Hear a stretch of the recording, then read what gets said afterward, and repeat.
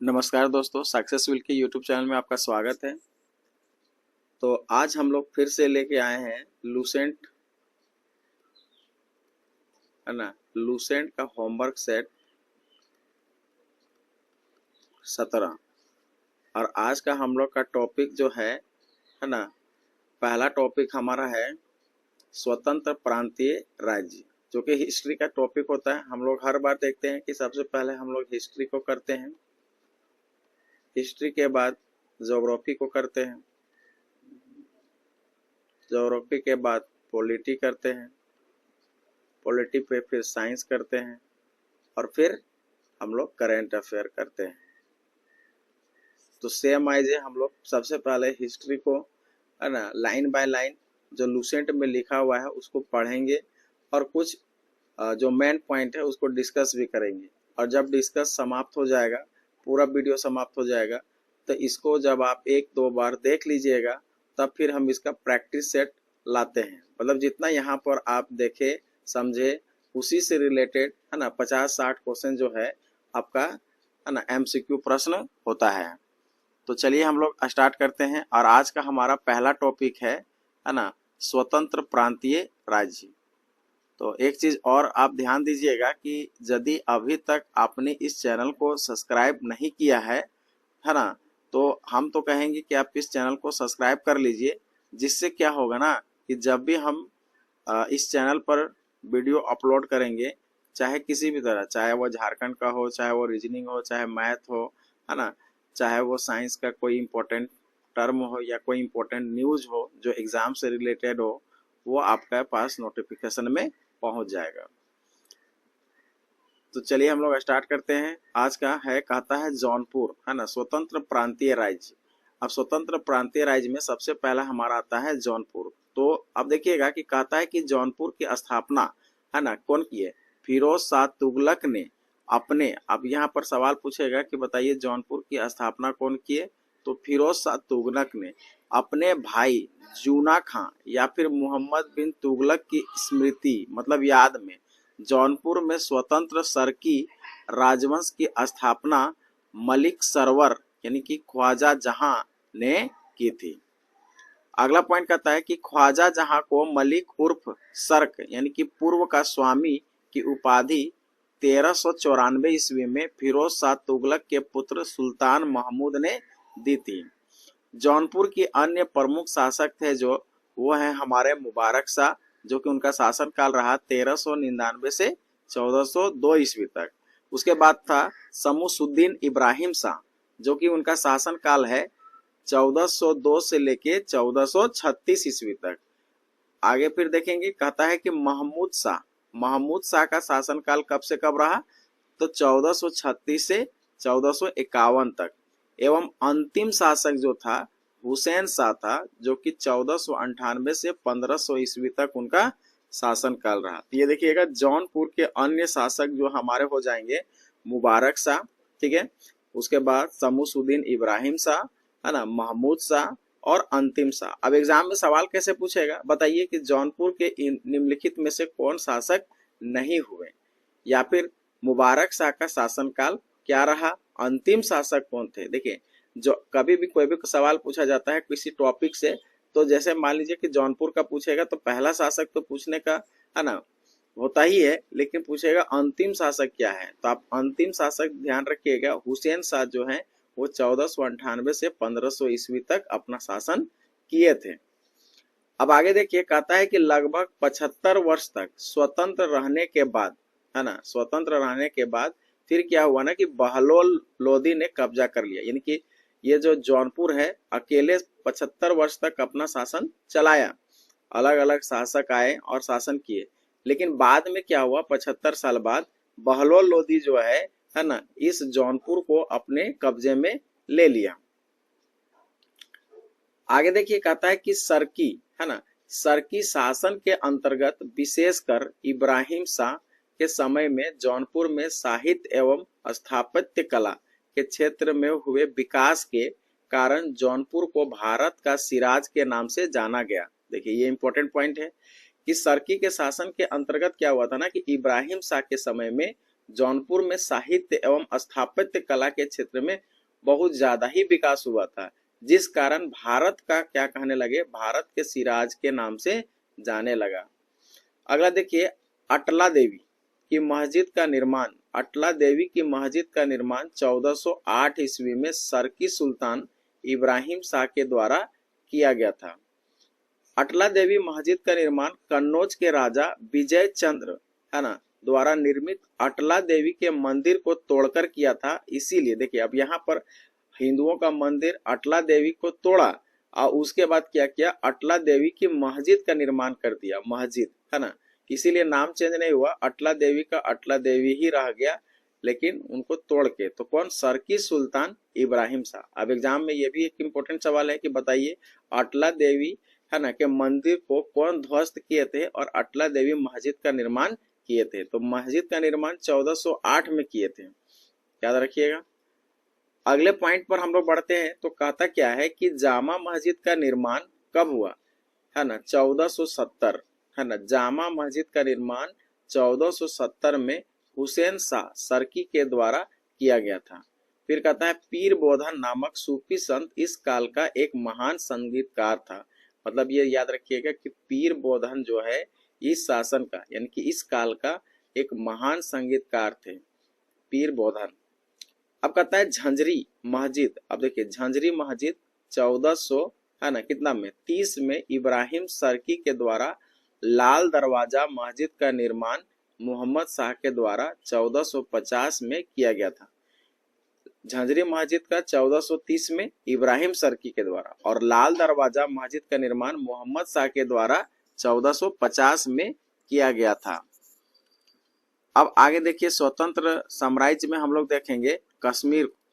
देखिए तो कश्मीर जो है ना, कश्मीर का जो हमारा सुहादेव, क्या नाम है, सुहादेव नामक एक हिंदू ने 1301 ईस्वी में कश्मीर में हिंदू राज्य की स्थापना की, है ना। तो कब, 1301 ईस्वी में। 1339 से 40 में कश्मीर में शाह मीनार, है ना, शाह मीर के द्वारा क्या है कि प्रथम मुस्लिम वंश की स्थापना की गई। सबसे पहले देखिए 1301 में जो है कि सबसे पहला क्या है, हमारा हिंदू राज्य का स्थापना हुआ, सुहादेव नामक एक हिंदू ने किया था। बाद में 1339 जो है 40-50 में देखिएगा तो क्या कहता है कि शाहमीर जो थे प्रथम मुस्लिम वंश का स्थापना किए थे कश्मीर में। फिर कहता है कि कश्मीर का प्रथम मुस्लिम शासक शाहमीर है ना था, जो सहमुद्दीन है ना शमसुद्दीन शाहमीर के नाम से गद्दी पर बैठा था। मतलब जो शाहमीर थे वो उनका नाम थोड़ा सा अपना चेंज कर लिए थे, शमसुद्दीन शाहमीर के नाम से क्या हुए थे, गद्दी पर बैठे थे। कहता है इसने अपनी राजधानी इंद्रकोट, याद रखिएगा कि कश्मीर का जो हमारा जो राजधानी हो जाएगा सबसे पहले क्या होगा, इंद्रकोट की स्थापना यानी स्थापित की।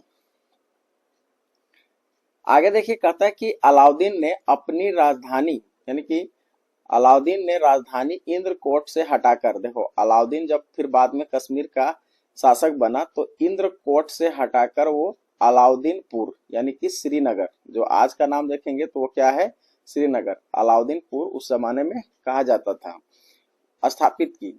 हिंदू मंदिरों एवं मूर्तियों को तोड़ने के कारण सुल्तान सिकंदर शाह 1389 से 1413 को बुत सिकन है ना, बुत सिकन कहा गया। देखिएगा कि हिंदू का मंदिर तोड़ने वाले कौन थे, सुल्तान सिकंदर।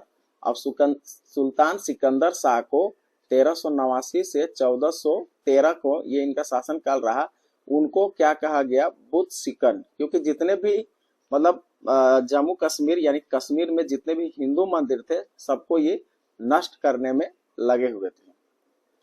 अगला कहता है कि 1420 में जैन उल आबदीन है ना, जैन उल आबदीन सिंहासन पर बैठा और इसकी धार्मिक है ना सहिष्णुता के कारण इसे कश्मीर का अकबर कहा गया। इसने जजिया हटा दिया। जजिया कर हम लोग जानते हैं कि मुस्लिमों पर लगाया जाता था जो गैर मुस्लिम थे। कहता है कि गो जो मतलब जो भी हमारा था जजिया कर लगाते थे, गो बध निषिद्ध कर दिया और सती प्रथा पर प्रतिबंध हटा दिया। यानी कि सती प्रथा पर प्रतिबंध हटा दिया। सती प्रथा में क्या होता है, जब किसी का पति मर जाता है तो उसको उस पत्नी को यानी उसका पत्नी को उसी के साथ जिंदा जला दिया जाता है। जैन उल आबदीन के प्रशासन में अनेक हिंदुओं को ऊंचे पद प्राप्त थे। देखिए अब ये थोड़ा सा हिंदू को थोड़ा देख रेख कर रहे थे। कहता है श्री भट्ट उसका न्याय मंत्री, देखिए श्री भट्ट जो उसका था न्याय मंत्री और दरबारी चिकित्सक भी था। बुलर झील है ना, देखिए आप बुलर झील जैना लंका इसके काल की है ना अभियांत्रिकी उन्नति का उत्कृष्ट नमूना है। जैन उल आबदीन फारसी, संस्कृत, कश्मीरी, तिब्बती आदि भाषाओं का ज्ञाता भी था।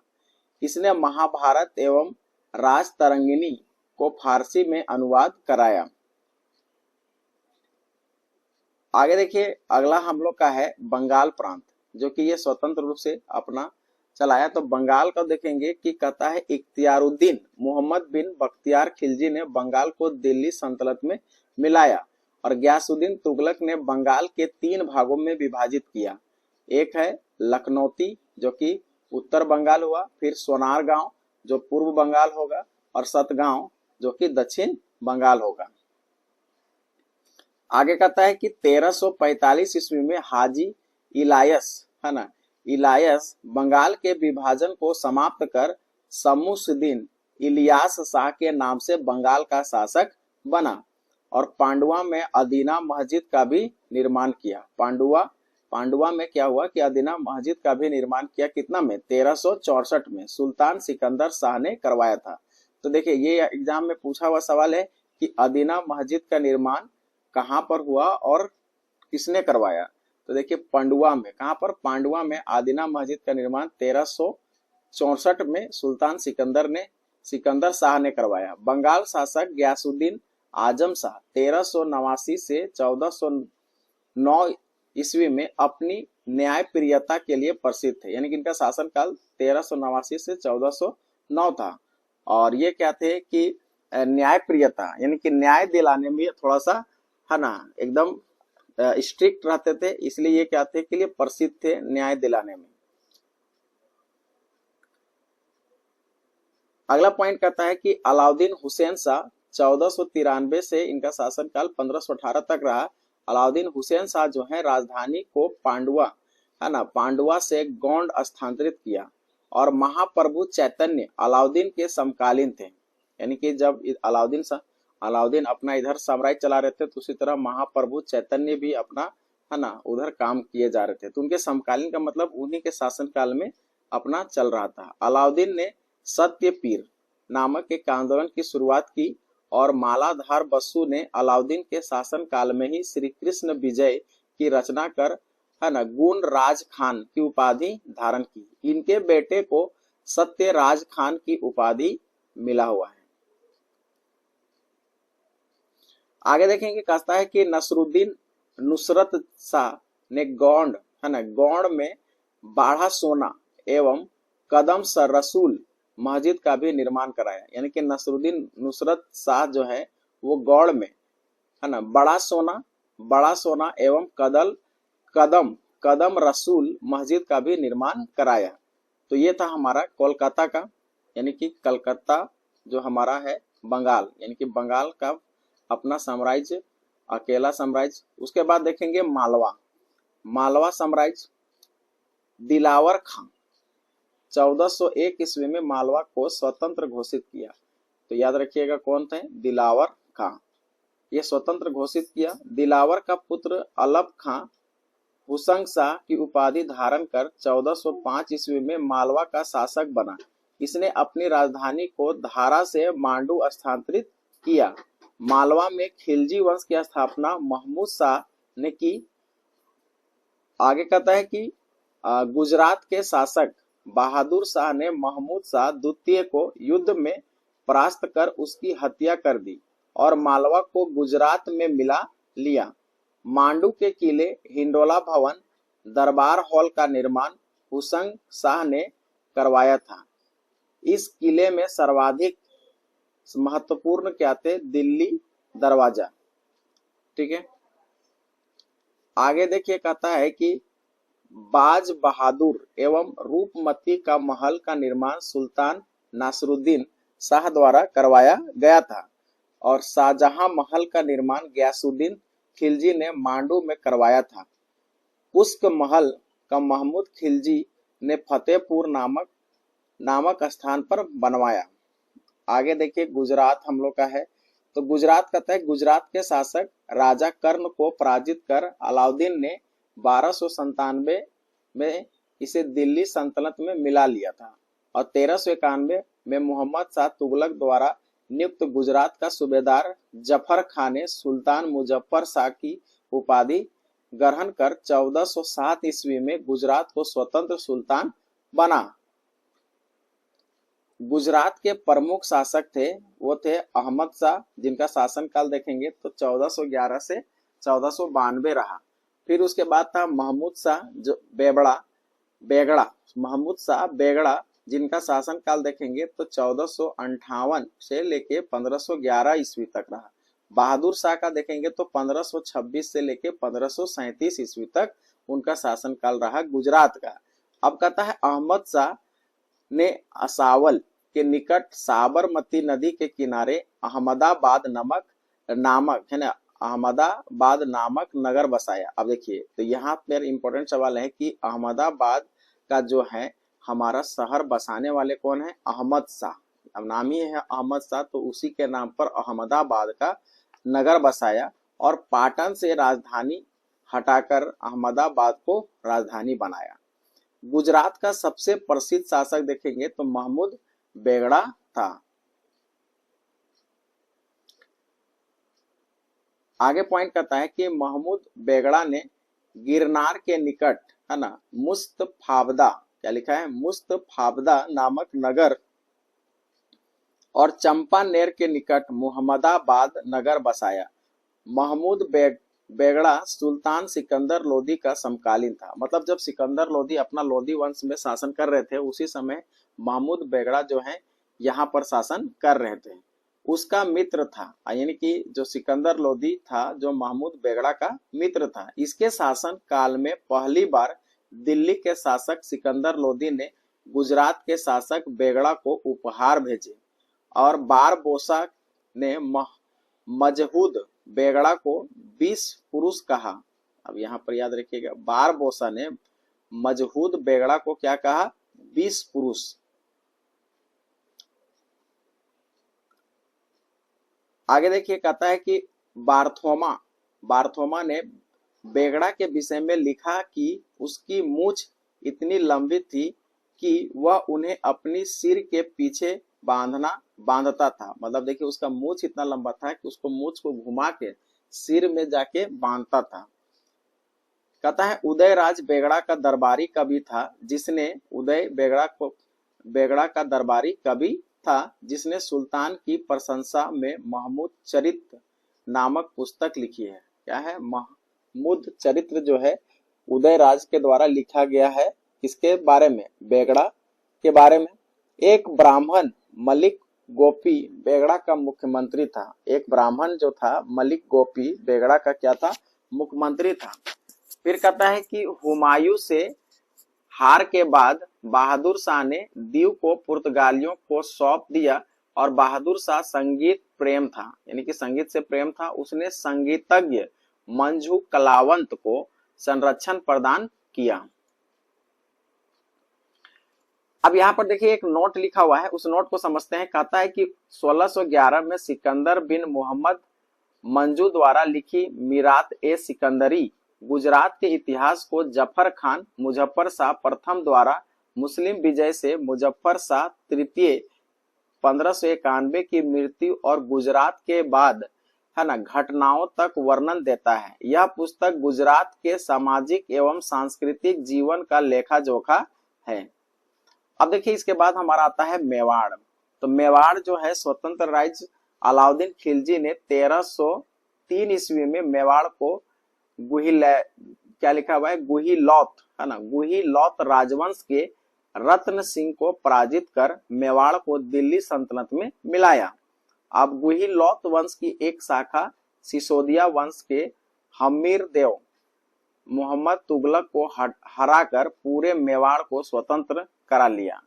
अब राणा कुंभा ने 1448 में चित्तौड़ में एक विजय स्तंभ की स्थापना की और खानवा का युद्ध 1527 में होता है। अब यहाँ पर एग्जाम में यह भी सवाल पूछा गया है कि खानवा का युद्ध कब हुआ, तो खानवा का युद्ध याद रखिएगा 1527 में। ये इंपॉर्टेंट पॉइंट है, ये एग्जाम में हर बार रिपीट करता है क्वेश्चन को, तो याद रखिएगा कि खानवा का युद्ध कब हुआ, 1527 ईस्वी में। राणा सांगा एवं बाबर के बीच हुआ, याद रखिएगा खानवा का युद्ध किसके किसके बीच हुआ था, राणा सांगा और बाबर के बीच में। देखिए राणा सांगा क्या हुआ था ना कि बाबर, हम लोग जानते हैं कि बाबर आता था और यहाँ पर क्या करता, लूट पाट के चला जाता था। तो उस समय राणा सांगा यहाँ का शासन कर रहा था, तो बाबर को मौका का फायदा उठाने का सोचा और बाबर को बोला कि है ना कि हम आपका मदद करेंगे युद्ध करने में। अब क्या हुआ कि राणा सांगा को ये पता चल गया कि भाई बाबर जो है यहाँ इस बार युद्ध करने, जो मतलब युद्ध कर रहा है, तो अब यहाँ से जाएगा नहीं, अब यही शासन करेगा। तो राणा सांगा है सो इसकी मदद करने के लिए नहीं गए बाबर का। तब बाबर तो यहाँ पर युद्ध जीत लिए, उसके बाद राणा सांगा का है ना, जब इनका गुस्सा है सो राणा सांगा को है ना झेलना पड़ा, जो कि उसी के खानवा का युद्ध 1527 में होता है। अब देखिए जिसमें बाबर विजय हुआ, भाई ऑटोमेटिक है, बाबर उतना है ना मतलब पराक्रमी था, दिमाग से लड़ता था। आगे देखिए 1576 ईस्वी में हल्दी घाटी का युद्ध राणा प्रताप और अकबर के बीच हुआ, जिसमें अकबर विजयी हुआ था। अब आगे देखिए मेवाड़ की राजधानी चित्तौड़गढ़ है ना, मेवाड़ की राजधानी कहाँ थी, तो चित्तौड़गढ़। जहांगीर ने मेवाड़ को मुगल साम्राज्य में मिला दिया। अब देखिए बाबर जब आया तो मुगल साम्राज्य का स्थापना हो ही गया है ना। अब यहाँ से देखिए हम लोग हिस्ट्री का पोर्शन हमारा खत्म हो चुका है। अब हम लोग देखेंगे ज्योग्राफी, और ज्योग्राफी में हम लोग कर रहे थे परिवहन, और आज हम लोग का है जल परिवहन, यानी कि जल परिवहन से जितने भी पॉइंट बनेंगे आज हम लोग इसको करेंगे। तो जल परिवहन हमारा क्या, पहला पॉइंट कहता है कि केंद्रीय अंतरदेशीय जलमार्ग प्राधिकरण की स्थापना 1987 में हुआ। सबसे पहले तो यही सवाल पूछेगा कि भाई केंद्रीय अंतरदेशीय जलमार्ग प्राधिकरण की स्थापना कब हुई, तो 1987 में हुई की गई थी। इसका मुख्यालय कहाँ है, कोलकाता में। देश के जलमार्ग को 2 भागों में बांटा गया है। पहला भाग हमारा है आंतरिक जलमार्ग है ना, यह कहता है कि यह परिवहन नदियों, नहरों एवं झीलों के द्वारा होता है। देश में जहाजों के जरिए होने वाली कुल माल ढुलाई की केवल 1% की ही ढुलाई अंतरदेशीय जलमार्गों से होती है। राष्ट्रीय जलमार्ग अधिनियम 2016 के तहत 111 अंतरदेशीय जलमार्गों को राष्ट्रीय जलमार्ग घोषित किया गया है। हल्दिया से इलाहाबाद तक जलमार्ग को 22 अक्टूबर 1986 को राष्ट्रीय जलमार्ग संख्या है ना 1 घोषित किया गया है। अब आगे देखिए सामुद्रिक जलमार्ग। सामुद्रिक जलमार्ग क्या कहता है कि भारत की लगभग है ना 7517 किलोमीटर लंबी समुद्र रेखा है। यह मुख्य भूमि के पश्चिमी और पूर्वी भागों में फैली है और यह देश के व्यापार के लिए एक महत्वपूर्ण प्राकृतिक संसाधन है। भारत में 12 है ना बड़े और लगभग 200 छोटे पतन हैं। देश के व्यापार की कुल मात्रा 95% मूल्य दृष्टि से 68% का व्यापार समुद्री मार्ग से होता है। और ऐसे भी हम लोग जानते हैं कि समुद्री मार्ग से जो होता है कि हमारा सामान है ना, यानी कि वस्तुएं एक जगह से दूसरे जगह ले जाने में सबसे सस्ता साधन है। सबसे सस्ता साधन हमारा कौन सा साधन है, जल मार्ग, ठीक है। और सबसे महंगा हमारा क्या हो जाएगा, हवाई जहाज यानी वायु परिवहन। अब देखिएगा यहाँ पर कुछ लिस्टिंग दिया है कि जलमार्ग और कहां से कहां तक जाता है, इसकी लंबाई क्या है, तो उसको देखते हैं। पहला कहता है जलमार्ग जो है NW1, जो कि हमारा कहां से कहां तक जाता है, इलाहाबाद से हल्दिया, और इसकी कुल लंबाई देखेंगे तो 1620 है। फिर दूसरा कहता है NW2, जो कि सादिया से धुबरी पट्टी 891 किलोमीटर का सफर तय करता है। फिर कहता है NW3 जो कि कोल्लम से कोट्टापुरम जो 205 किलोमीटर तय करता है। NW4 जो है काकीनाडा से लेके मरकानम क्या है मरकानम जो 1095 किलोमीटर का पूरा कुल दूरी तय करता है। NW5 जो है तलचर से धमरा है ना जो 623 किलोमीटर तय करता है। NW6 जो है लखीपुर से भांगा 121 है ना, ये प्रस्तावित है, अभी तक पता नहीं बना है कि नहीं, चल रहा है कि नहीं, लेकिन 121 किलोमीटर चलने का प्रस्तावित है। अब आगे देखिए कहता है देश का सबसे बड़ा बंदरगाह, अब एग्जाम में पूछने लायक है, तो देश का सबसे बड़ा बंदरगाह देखेंगे तो मुंबई में है। बड़े बंदरगाहों का नियंत्रण केंद्र सरकार करती है और जबकि छोटे बंदरगाह संविधान की समवर्ती सूची में शामिल है जिनका प्रबंधन संबंधित राज्य सरकार करती है। देखिए बड़ा बंदरगाह है तो वैसे में केंद्र सरकार करेगा, जो छोटे बंदरगाह है तो जिस राज्य में वो बंदरगाह है उस राज्य के है ना अधीन होता है। देश का सर्वश्रेष्ठ प्राकृतिक बंदरगाह जो है हमारा विशाखापट्टनम है। प्राकृतिक बंदरगाह कहने का मतलब है कि वो स्वयं बना है, उसमें कोई हम लोग अपने से बनाने का प्रयास नहीं किए हैं। यह भारत का सबसे गहरा बंदरगाह है ना। यहाँ यह डॉल्फिन नोज चट्टान के पीछे है। आगे देखिए कहता है कि कांडला बंदरगाह, कांडला बंदरगाह कहां पर है, जिसको हम लोग दीनदयाल पतन कहते हैं, का निर्माण मुंबई बंदरगाह का दबाव कम करने के लिए किया गया है। कांडला एक ज्वारीय बंदरगाह है, यह मुक्त व्यापार क्षेत्र वाला बंदरगाह है। फिर अगला आता है एंतोर कामराज बंदरगाह, भारत का पहला निगमीकृत बंदरगाह है। विशाखापट्टनम भूबद्ध बंदरगाह है। कोची बंदरगाह को अरब सागर की रानी भी कहा जाता है। इसको याद रखिएगा कि कोची बंदरगाह जो है अरब सागर की रानी कहा जाता है। आगे देखिए एन्नोर, जो हमारा एन्नोर बंदरगाह की स्थापना मूल रूप से चेन्नई बंदरगाह के उपग्रह बंदरगाह के रूप में की गई थी। इसका निर्माण 1 फरवरी 2001 को तत्कालीन प्रधानमंत्री अटल बिहारी वाजपेयी के द्वारा किया गया था।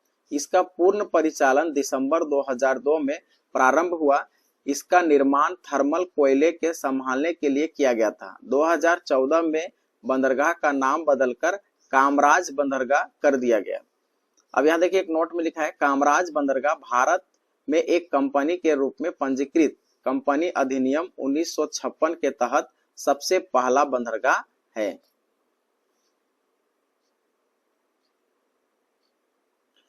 आगे देखिए कहता है कि तुत्तीकोरिन, क्या नाम है, तुत्तीकोरिन कांडला एन्नोर बंदरगाह का नया नाम क्रमशः BO है ना चिदम्बरनार, देखिए तूतीकोरम का हो जाएगा BO चिदबरनार और कांडला का हो जाएगा दीनदयाल और एन्नोर का हो जाएगा कामराज, यानी नाम चेंज कर दिया गया है। कोलकाता नदीय प्रकार का बंदरगाह है। इसमें 2 गोदी है ना, 2 गोदी प्रणाली हुगली नदी के पश्चिमी किनारे पर हल्दिया गोदी परिसर और पूर्वी किनारे पर कोलकाता गोदी प्रणाली है। चेन्नई पतन पर है ना, देखिए चेन्नई पतन पर हर मौसम में कार्य करने वाला एक कृत्रिम बंदरगाह है। यह भारत का सबसे प्राचीन बंदरगाह है। इसकी स्थापना 1875 में की गई थी। आगे देखिए कहता है कि सेतु जो है, सेतु समुद्रम शिप कनाल प्रोजेक्ट से चेन्नई और तूतीकोरिन के बीच 434 समुद्री मील दूरी कम होने की संभावना है। आगे देखिए कहता है कि कोचिन शिपयार्ड, अब याद रखिएगा कोचिन शिपयार्ड लिमिटेड की स्थापना कब हुई, 1972 ईस्वी में हुई थी और इसका मुख्यालय कोची यानी कि केरल है। यह देश का जहाज निर्माण और मरम्मत का सबसे बड़ा क्षमता वाला शिपयार्ड है। दक्षिण पश्चिमी तट पर स्थित कोची पूर्व पश्चिम समुद्री व्यापार के चौराहे पर नियंता की स्थिति में है। अब देखिए भारत के प्रमुख बड़े बंदरगाह जो हैं यहाँ पर लिस्टिंग किया हुआ है, इसको आप याद करेंगे। देखिए इधर नाम लिखा हुआ है, फिर राज्य, केंद्र शासित प्रदेश और नदी, खाड़ी एवं समुद्र। तो कोलकाता ये कौन सा राज्य में है, तो पश्चिम बंगाल, और किस नदी पर है, तो हुगली नदी पर। मुंबई देखेंगे तो वो महाराष्ट्र पर है और ये अरब सागर पर है। चेन्नई तमिलनाडु, बंगाल खाड़ी पर। कोची केरल है ना अरब सागर पर, विशाखापट्टनम आंध्र प्रदेश बंगाल के खाड़ी, पारादीप ओडिशा बंगाल के खाड़ी है ना, तूतीकोरन जो है तमिलनाडु बंगाल की खाड़ी। फिर कहता है मोरगू गावो जो कि गोवा में है अरब सागर के समुद्र में। अगला कहता है कि कांडला जो है गुजरात में है और ये अरब सागर में है। फिर कहता है न्यू मंगलुरु। देखिए न्यू मंगलुरु जो है वो कर्नाटक में है अरब सागर पर। फिर है नवा सेवा महाराष्ट्र में है और अरब सागर में है। फिर एनोर तमिलनाडु बंगाल की खाड़ी में है। बी.ओ. चिदम्बार दीनदयाल पतन, जे.एल. नेहरू एवं कामराज पतन। अब आगे देखिए कहता है कि मोरगू गावो है ना, मोरगू गावो एक प्राकृतिक पतन है जो ब्रेक वाटर और मोल से घिरा है। इसमें 14.4 मीटर गहराई वाला एक ड्राफ्ट चैनल है जो बड़े पोत को आने जाने में मदद करता है। फिर कहता है कि मुद्रा बंदरगाह भारत का पहला निजी बंदरगाह और सबसे बड़ा कंटेनर बंदरगाह है जो गुजरात के कच्छ जिले के मुद्रा के पास कच्छ की खाड़ी के उत्तरी तट पर स्थित है। फिर देखिए आपका कहता है कि विश्व के जहाज है ना पुनरावर्तन उद्योग में भारत की हिस्सेदारी 25 से लेकर 30% है। जहाज पुनरावर्तन मुख्य रूप से गुजरात के आंगल सोसिया में किया जाता है और अलांग सोसिया विश्व का सबसे बड़ा जहाज पुनरावर्तन कारखाना है। इसे फरवरी 1983 में शुरू किया गया था है ना। अब देखिए नोट में कहता है दाहेज यानी गुजरात देश का प्रथम बंदरगाह है, यानी कि दाहेज जो है गुजरात में है, देश का प्रथम बंदरगाह दाहेज है, याद रखिएगा, जो रसायनों के लिए निपटान हेतु स्थापित किया गया है, इसलिए इसे रसायन बंदरगाह के नाम से भी जाना जाता है। अब एक यहाँ एक सवाल हो गया कि बताइए निम्नलिखित में से किसे रसायन बंदरगाह कहा जाता है। तो बहुत सारा बंदरगाह का नाम दिया रहेगा, तो आपको याद रखना है कि वो दाहेज बंदरगाह जो कि गुजरात में है उसको कहा जाता है। अब यहाँ देखिए लिखा हुआ है रो रो फेरी। रो रो फेरी क्या है? इसका पूरा नाम रोल ऑन रोल ऑफ फेरी है। रोल ऑन रोल ऑफ का मतलब किसी सामान को लादना और फिर उसे उतारना। इसमें एक ऐसी कार्गो शिप यानी कि फेरी होती है जिसमें पैसेंजर के साथ ही बाइक, कार, ट्रक जैसी बड़ी बड़ी गाड़ियों को भी लाद करके एक जगह से दूसरी जगह पहुंचाया जा सकता है। इस फेरी को चलाने का उद्देश्य किन्हीं दो स्थानों के बीच की दूरी और यात्रा में लगने वाला समय को कम करना होता है। रोरो फेरी समुद्र के छोटे रास्ते से होते हुए कम समय में ही व्यक्ति को उसके वाहन समेत गंतव्य स्थल तक पहुंचा देती है। आगे देखिए कहता है भारत का पहला रोरो फेरी सेवा गुजरात में भावनगर के घोंघा है ना से दक्षिणी गुजरात के दहेज के बीच शुरू हुई और इसकी शुरुआत 22 अक्टूबर 2017 को प्रधानमंत्री नरेंद्र मोदी जी ने भावनगर के घोघा से दक्षिणी गुजरात के दहेज के बीच की दूरी सड़क यात्रा के दौरान 360 किलोमीटर पड़ती है, जबकि समुद्र के रास्ते यह दूरी 32 किलोमीटर मात्र 32 किलोमीटर क्या है रह जाती है। इस कारण सड़क यात्रा से लगने वाला 7 से 8 घंटे की दूरी रोरो फेरी के माध्यम से मात्र 1 घंटे तब्दील हो जाता है। तो ये एक अच्छा पॉइंट है ना कि नरेंद्र मोदी के द्वारा एक अच्छा है ना पहल शुरू की गई है। चलिए तो अब हम लोग देखेंगे पॉलिटी, और पॉलिटी का आज का हम लोग का टॉपिक रहेगा राज्य की कार्यपालिका। इससे पहले हम लोग देखे थे न्यायपालिका के बारे में, और अब हम लोग देखेंगे इसका है ना कार्यपालिका के बारे में। तो देखिए कार्यपालिका में सबसे पहले हमारा जो है राज्यपाल है। तो राज्यपाल के बारे में ये है राज्य की कार्यपालिका। अब देखिए हम लोग संघ की राज्यपालिका देखते हैं यानी कि देश की कार्यपालिका, तो उसमें राष्ट्रपति सबसे पहले पढ़ते हैं है ना। तो हम लोग का राज्य की कार्यपालिका में सबसे पहले हम लोग पढ़ेंगे राज्यपाल के बारे में। अब देखिए राज्यपाल जो है संविधान के भाग 6 में राज्य शासन के लिए प्रावधान किया गया है। हमने राज्यपाल, ये संविधान में हमारा भाग 6 में ये लिखा हुआ है कि हर राज्य का एक राज्यपाल होगा। फिर कहता है राज्य की कार्यपालिका का प्रमुख जो है राज्यपाल होता है, मतलब कार्यपालिका का जो मेन हेड होता है वो कौन होता है? राज्यपाल होता है। अब यहाँ एग्जाम में पूछेगा राज्य की कार्यपालिका का प्रमुख कौन होता है, तो राज्यपाल होता है। वह प्रत्यक्ष रूप से अथवा अधीनस्थ अधिकारियों के माध्यम से इसका उपयोग करता है। मतलब देखिए वो प्रत्यक्ष यानी कि स्वयं वो काम करेगा या फिर किसी के द्वारा काम को करवाएगा। तो जानते हैं कि राज्यपाल जो होता है कि सभी अधीनस्थ अधिकारियों के माध्यम से करवाता है, जो कि उनमें सबसे पहला आता है मुख्यमंत्री। मुख्यमंत्री ही की जो भी सलाह होती है उससे अकॉर्डिंग राज्यपाल कार्य करते हैं। अर्थात राज्य में राज्यपाल की स्थिति कार्यपालिका के प्रधान की होती है, परंतु वास्तविक शक्ति मुख्यमंत्री के नेतृत्व में मंत्री परिषद में निहित होता है। कहता है कि मूल संविधान में अनुच्छेद, याद रखिएगा, अनुच्छेद 153 में ये उल्लेखित था कि प्रत्येक राज्य के लिए एक राज्यपाल होगा। मतलब 153 याद रखिएगा। आर्टिकल 153 क्या कहता है कि प्रत्येक राज्य के लिए एक राज्यपाल होगा, किंतु 7वें संविधान संशोधन 1956 द्वारा इसमें एक है ना परंतु जोड़ दिया गया, जिसके अनुसार एक ही व्यक्ति को 2 या 2 से अधिक राज्यों के लिए भी राज्यपाल नियुक्त किया जा सकता है। ये इंपॉर्टेंट पॉइंट है।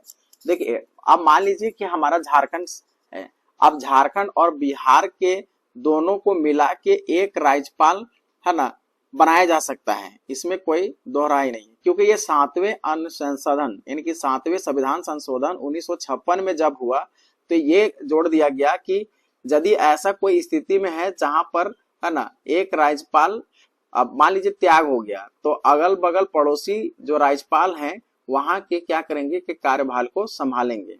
वो डिपेंड करेगा कि राष्ट्रपति पर, क्योंकि राष्ट्रपति ही राज्यपाल का नियुक्त करते हैं और वो जिनको बोलते हैं जहां जिस राज्य का जाने के लिए वहां पर वो जाते हैं।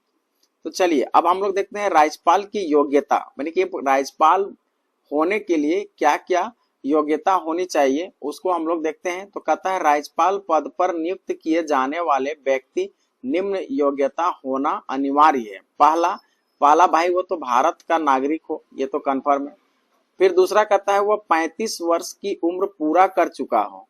फिर तीसरा किसी प्रकार के लाभ के पद पर नहीं हो और वह राज्य विधानसभा का सदस्य चुनने जाने योग्य हो। मतलब राज्य विधानसभा में जो योग्यताएं होती है उसका योग्यता धारण करना हो। मतलब विधानसभा सदस्य नहीं होना चाहिए, मतलब उसकी योग्य होना चाहिए। अब आगे कहता है राज्यपाल की नियुक्ति राष्ट्रपति द्वारा 5 वर्ष की अवधि के लिए की जाती है, परंतु यह राष्ट्रपति के है ना प्रसाद पर्यंत पद धारण करता है। अनुच्छेद 156 के 1 या वह पद त्याग कर सकता है। मतलब यह भी है कि देखिए राष्ट्रपति के द्वारा 5 साल के लिए नियुक्त किया जाता है, लेकिन चाहेंगे राज्यपाल की हमको है ना पद त्याग करना है तो वो कर सकते हैं, जो कि अनुच्छेद 156 ए में लिखा हुआ है। और अनुच्छेद 156 के 2 में भी पद त्याग करने का है ना नियम लिखा हुआ है। अगला देखिए भारत के संविधान में, यानी कि नोट में लिखा है भारत के संविधान में राज्यपाल को उसके पद से हटाने हेतु राज्य है ना किसी भी प्रक्रिया का उल्लेख नहीं है। मतलब देखिएगा भारत के संविधान में राज्यपाल को उसके पद से हटाने हेतु किसी भी प्रक्रिया का उल्लेख नहीं किया गया है। ये थोड़ा सा याद रखने वाला है। देखिए राष्ट्रपति को पद से हटाने के लिए हम लोग है ना क्या नियम लगाते हैं? महाभियोग। ठीक है, राष्ट्रपति को हटाने का हमारे संविधान में लिखा हुआ है, लेकिन राज्यपाल को हटाने का, पद से हटाने का वैसा कोई कानून नहीं लिखा हुआ है। ठीक है, लेकिन फिर भी यदि चाहेगा राष्ट्रपति तो राज्यपाल को हटा सकता है। ठीक है, अब महाभियोग अभी तक भारत के किसी भी राष्ट्रपति पर नहीं चलाया गया है। इससे पहले देखेंगे अमेरिका के राष्ट्रपति जो अभी डोनाल्ड ट्रंप हैं उन पर महाभियोग लगाया गया था पिछले शासनकाल में। चलिए तब हम लोग आगे देखते हैं। आगे कहता है कि राज्यपाल का वेतन जो है ना, ये वेतन देखिए फ्लक्चुएट हो सकता है, कभी ज्यादा भी हो सकता है, तो आप इसको याद रखिएगा। अभी फिलहाल हमारा क्या है 3,50,000 मासिक है, यानी महीना का 3.5 लाख। यदि दो या दो से अधिक राज्यों का एक ही राज्यपाल हो तब उसे दोनों राज्यपालों का वेतन उस अनुपात में दिया जाएगा जैसा कि राष्ट्रपति निर्धारित करे। मतलब मान लीजिए कि एक ही राज्यपाल दो राज्यों के लिए राज्यपाल है तो वैसे में राष्ट्रपति निर्धारित करेगा। अब ऐसे देखेंगे तो 3.5 लाख और 3.5 लाख हमारा कितना हो जाता है, 7 लाख। तो भाई 7 लाख नहीं, राष्ट्रपति तय करेगा कि किस रेशियो में देना है उसको पेमेंट, यानी कि है ना कितना पैसा देना होगा वो राष्ट्रपति निर्धारित करेंगे। राज्यपाल पद ग्रहण करने हेतु पूर्व उच्च न्यायालय के मुख्य न्यायाधीश है ना अथवा वरिष्ठतम न्यायाधीश के प्रमुख अपने पद की शपथ लेता है। अब यहाँ पर इंपॉर्टेंट पॉइंट है कि बताइए, पूछेगा कि बताइए कि राज्यपाल जो है किसके सामने या कौन उसको शपथ दिलाता है। तो याद रखिएगा राज्यपाल जो है किसके समक्ष शपथ लेता है, तो मुख्य न्यायाधीश अथवा वरिष्ठतम न्यायाधीश के सम्मुख, है ना उच्चतम न्यायालय यानी हाईकोर्ट के न्यायाधीश के सामने, मुख्य न्यायाधीश के सामने वो क्या करते हैं, शपथ लेता है राज्यपाल। अब देखिए राज्यपाल की उन्मुक्तियां तथा विशेष अधिकार, यानी राज्यपाल का क्या क्या अधिकार है उसको हम लोग थोड़ा ध्यान में रखते हैं। तो पहला अधिकार देखेंगे तो वह अपने पद की शक्तियों का प्रयोग तथा कर्तव्यों का पालन के लिए किसी न्यायालय के प्रति उत्तरदायी नहीं है, मतलब वो स्वयं अपना निर्णय ले लेंगे। फिर दूसरा कहता है कि राज्यपाल की पदावधि के दौरान उसके विरुद्ध किसी भी न्यायालय में किसी प्रकार की आपराधिक कार्यवाही नहीं प्रारंभ की जा सकती है। मतलब राज्यपाल पद में जब तक हैं किसी भी तरह से कोई भी कार्यवाही जो है आपराधिक कार्यवाही प्रारंभ यानी कि स्टार्ट नहीं किया जा सकता है, ये कहता है। तीसरा कहता है कि जब वह पद पर हो तब उसकी गिरफ्तारी का आदेश किसी न्यायालय द्वारा जारी नहीं किया जाएगा। ये भी पॉइंट है कि जब भी राज्यपाल है, जब तक राज्यपाल के पोस्ट में है तो कोई भी न्यायालय जो है ना उसका गिरफ्तारी का वारंट नहीं निकाल सकती है। जब वो पद त्याग देंगे है ना उस स्थिति में फिर उसका आदेश दे सकते हैं गिरफ्तारी का। चौथा पॉइंट कहता है कि राज्यपाल का पद ग्रहण करने से पूर्व पश्चात उसके द्वारा किए गए कार्य के संबंध में कोई सिविल कार्यवाही करने से पहले उसे 2 मास पूर्व सूचना देनी पड़ेगी। अब देखिए इस पॉइंट को थोड़ा समझते हैं। कहता है राज्यपाल का पद ग्रहण करने से पूर्व है ना, पूर्व या पश्चात उसके द्वारा किए गए कार्य के संबंध में कोई सिविल कार्यवाही, मतलब मान लीजिए राज्यपाल कुछ वैसा निर्णय लेता है जो जनता के हित में ना हो, तो वैसे में सिविल कार्यवाही करने से पहले क्या होगा कि उसको 2 महीना पहले सूचना देना पड़ेगा। अब देखिए राज्यपाल की शक्तियां तथा कार्यपालिका संबंधी कार्य है ना, कहता है कि राज्य के समस्त कार्यपालिका कार्य राज्यपाल के नाम से किए जाते हैं। मतलब देखिए वही काम हो गया ना कि कंधा किसी और का है और बंदूक कोई और चला रहा है, तो कंधा मान लीजिए राज्यपाल है और बंदूक चलाने वाला मुख्यमंत्री है। उसी तरह देश में हमारा राष्ट्रपति क्या होते हैं कि प्रधानमंत्री का प्रतिनिधित्व करता है, कि प्रधानमंत्री जो भी करेंगे है ना किनके नाम पर करेंगे, तो वो राष्ट्रपति के नाम पर। उसी तरह राज्य में हमारा है ना मुख्यमंत्री है, सो जितने भी अधीनस्थ कार्य होंगे समस्त कार्यपालिका कार्य जो है राज्यपाल के नाम से किए जाएंगे। अगला देखिए बी नंबर कहता है कि राज्यपाल मुख्यमंत्री को तथा मुख्यमंत्री की सलाह से उसकी मंत्री परिषद के सदस्यों की नियुक्ति करता है तथा उन्हें पद एवं गोपनीयता की शपथ दिलाता है। अब इसको याद रखिए कि राज्यपाल जो है मुख्यमंत्री का शपथ ग्रहण करवाता है और मुख्यमंत्री का शपथ ग्रहण कराने के बाद मुख्यमंत्री की सलाह से है ना और मंत्रिमंडल का गठन करवाता है कि और कैबिनेट मिनिस्टर का शपथ ग्रहण फिर राज्यपाल ही कराएंगे। तो जब भी हमारा सरकार बनती है तो सरकार बनने के बाद सबसे पहले मुख्यमंत्री का शपथ ग्रहण होता है और जो कि राज्यपाल करते हैं। कौन करते हैं? राज्यपाल कराते हैं। और राज्यपाल जब मुख्यमंत्री की चुनाव या शपथ ग्रहण करा देते हैं तो मुख्यमंत्री की सलाह से राज्यपाल जो है अन्य मंत्रियों का नियुक्ति दिलाते हैं। अगला देखिए सी नंबर कहता है कि राज्यपाल राज्य के उच्च अधिकारियों जैसे मुख्य सचिव, महाधिवक्ता, राज्य लोक सेवा आयोग के अध्यक्ष एवं सदस्यों की नियुक्ति करता है। देखिए इसके अलावा हमारा है ना राज्य का जो मुख्य सचिव होता है, महाधिवक्ता है, राज्य लोक सेवा आयोग के अध्यक्ष यानी कि जैसे जेपीएससी हो गया है ना, ये सब का जो है हमारा है ना जो चुनाव है राज्यपाल के द्वारा ही किया जाता है। आगे में कहता है कि राज्यपाल राज्य लोक सेवा सदस्य को नहीं हटा सकता है।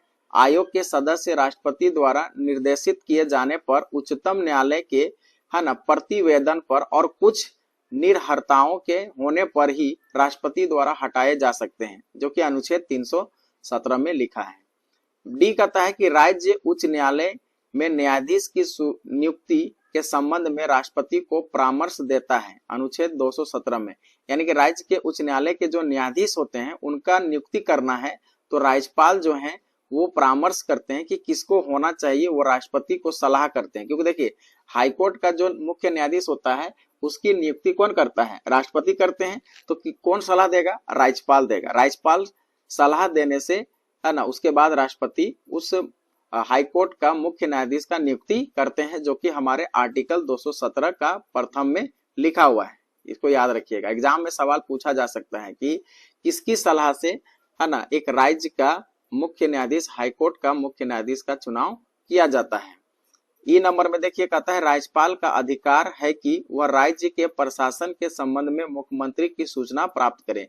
यानी कि राज्यपाल के पास यह अधिकार होता है कि राज्य में किस प्रकार से प्रशासन चल रही है उसकी सूचना प्राप्त करता है। यानी मुख्यमंत्री से समय समय पर जानकारियां प्राप्त करते रहते हैं। एफ में कहता है कि राष्ट्रपति शासन के समय राज्यपाल केंद्र सरकार के अभिकर्ता के रूप में राज्य का प्रशासन चलाता है। मान लीजिए कि कोई राज्य में राष्ट्रपति शासन लग गया, यानी कि वहां सरकार है ना, यानी कि जो हमारा विधानसभा में यानी कि वैसा कोई बहुमत साबित ही नहीं कर पाता है और सरकार नहीं बना पाता है ना, सरकार नहीं बन पाता है, तो वैसी स्थिति में क्या होता है कि राष्ट्रपति शासन लग जाती है। और जब राष्ट्रपति शासन लगेगा तो राष्ट्रपति का जो कार्यभार जो भी होगा वो एक प्रतिनिधि का काम करते हैं राज्यपाल, यानी अभिकर्ता हो जाएंगे और पूरा देखरेख किसके अंडर चला जाएगा, राज्यपाल के अंडर।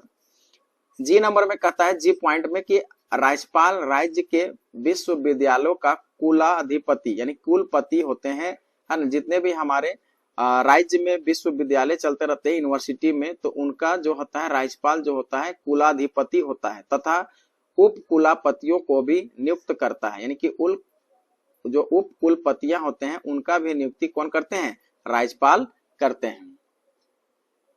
देखिए यहाँ पर आपको एक ध्यान में रखना है कि जो देश में यानी कि जो संघ में राष्ट्रपति का कार्य होता है उसी के अकॉर्डिंग राज्य में राज्यपाल का कार्य होता है। बस थोड़ा है ना, थोड़ा बहुत जो होता है कि आगे पीछे होता है, लेकिन जो भी कार्य संघ में देश में जो राष्ट्रपति का होता है उसी तरह का राज्यपाल का कार्य हमारे राज्य में होता है।